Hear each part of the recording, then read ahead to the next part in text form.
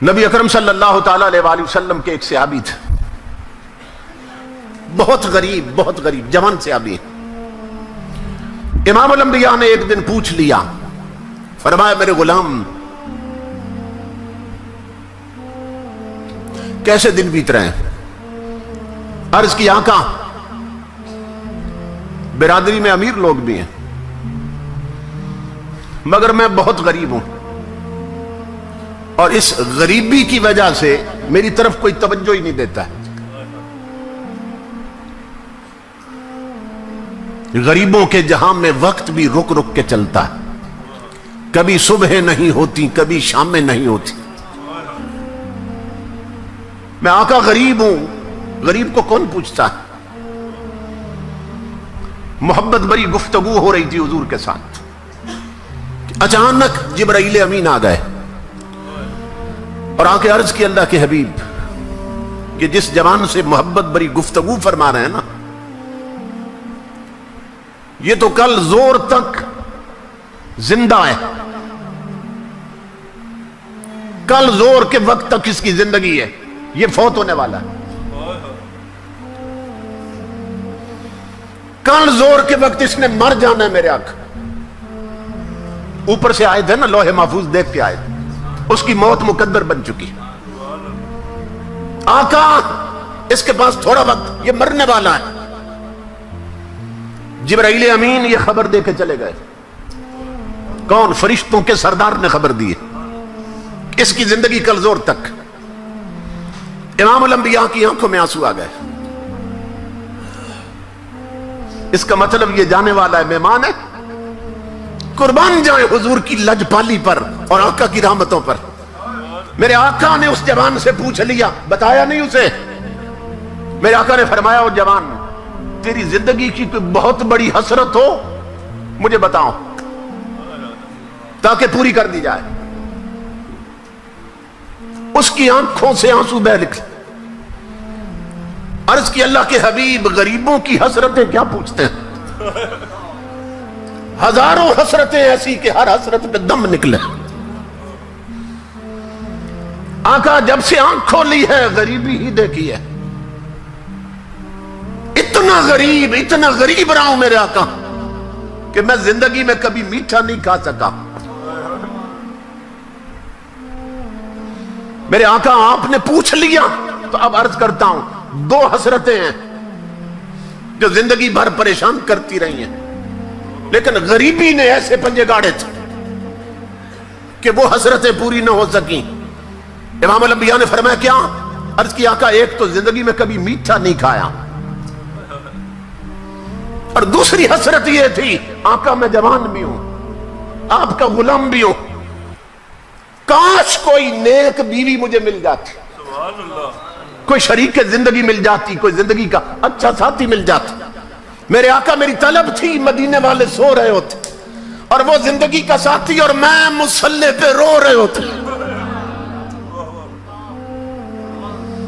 کوئی ایسی بیوی ملتی شریک زندگی، ہماری راتیں مصلی پہ بیت جاتی، آقا مل کے آپ پہ درود پڑھتے، مل کے اپنے رب کو مناتے، کوئی نیک شریف بیوی مل جاتی۔ مگر غریبی نے ایسے پنجے گاڑے ہیں کہ نہ کوئی رشتہ دیتا ہے اور نہ کبھی میٹھا کھا سکا۔ قربان جائیں حضور کی رحمت پر۔ امام الانبیاء نے فرمایا بلال عثمان غنی کو بلاؤ، صدیق اکبر کو بلاؤ، حضرت علی المرتضیٰ کو بلاؤ۔ اصحاب کو بلایا حضور نے اور اس جوان سے پوچھا تیری نظر میں کوئی رشتہ ہے؟ اس نے عرض کی آقا میرے چچا کی جوان بیٹی ہے، نیک بھی ہے شریف بھی ہے، مگر غریبی کی وجہ سے توجہ نہیں کرتا۔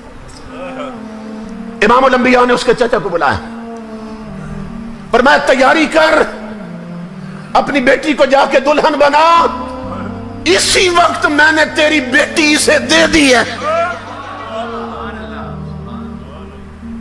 ابھی رخصتی ہونی، ابھی نکاح ہونا۔ عثمان غنی کو فرمایا، حضرت علی المرتضیٰ کو فرمایا جاؤ ان دونوں کے لیے کپڑے لاؤ۔ کسی صحابی کو فرمایا برتنوں کا انتظام کرو، کسی کو فرمایا چارپائیاں لاؤ، کسی کے ذمہ چادریں لگا دی حضور نے۔ सारा जहेज इकट्ठा कर लिया हुजूर। और उस्मान गनी को फरमाया इसके लिए ऐसा हलवा बनाओ जो कभी नहीं बनाया होगा। कुर्बान जाए कि कल इसने चले जाना है, आज दोनों हसरतें पूरी कर दो इसकी। इतना भला तो मां नहीं चाहती जितना हुजूर चाहते हैं। इमाम अल-अंबिया के गुलामों, मस्जिद नबवी में उसका अभी हुजूर ने निकाह पढ़ा दिया। एक सहाबी से फरमाया तेरा घर खाली है, तू इसे देता है? और इसकी आका कुर्बान। फरमाया इस घर में इसकी बारात ले जाओ, दुल्हन भी पहुंचाओ, हलवा भी पहुंचाओ, सामान भी पहुंचाओ। इमाम अल-अंबिया के गुलामों, सब कुछ पहुंच गया। जब दूसरा दिन आया ना, रात गुजरी, तो इमाम अल-अंबिया ने एक सहाबी को फरमाया तुम जोर के वक्त ना उस घर के पास चले जाना, वो जिस दूल्हे की कल शादी की है, और तुम असर तक ना घर के गिर्द चक्कर लगाना, उस गली से गुजरते रहना, और सुनना कि अंदर से रोने की आवाज तो नहीं आई, और जो ही रोने की आवाज आए मुझे बताना तूने आके। ताजदार अंबिया के गुलामों, वो सहाबी असर तक वहां रहे। गली में जब जाए अंदर से हंसी की आवाज आए, खुशी की आवाज तो आए, रोने की ना आए। असर का वक्त हुआ, वो हुजूर की बारगाह में हाजिर हुए। इमाम अल-अंबिया ने फरमाया मेरे गुलाम क्या खबर है? अर्ज की आका वहां तो कोई रोना नहीं है, अंदर से तो हंसी की आवाज आ रही, अंदर से तो खुशियां पनप रही। इमाम अल-अंबिया सजदे में गिरे, मौला ये क्या राज है? जिब्रील फरिश्तों का सरदार है, उसने खबर दी थी कल जोर के वक्त जवान ने फौत हो जाना, और अभी तक वहां रोने की आवाज नहीं आई, अंदर खुशियां हंसी हैं। मौला क्या राज है? अंदर रब्बुल इज्जत ने आवाज दी मेरे हबीब मुझे अपनी इज्जत की कसम, जो जिब्रील ने बताया था सच बताया था। तकदीर यही थी, आज इस जवान ने मर जाना है, जोर के वक्त फौत होना है, लेकिन मेरे हबीब जब आपने उसकी शादी करके सामान भेजा, खाने का इंतजाम भी आपने किया था, जब आपने खाना भेजा ना, तो इशा के वक्त दूल्हा दुल्हन ने जब दस्तरखान लगाया खाने के लिए,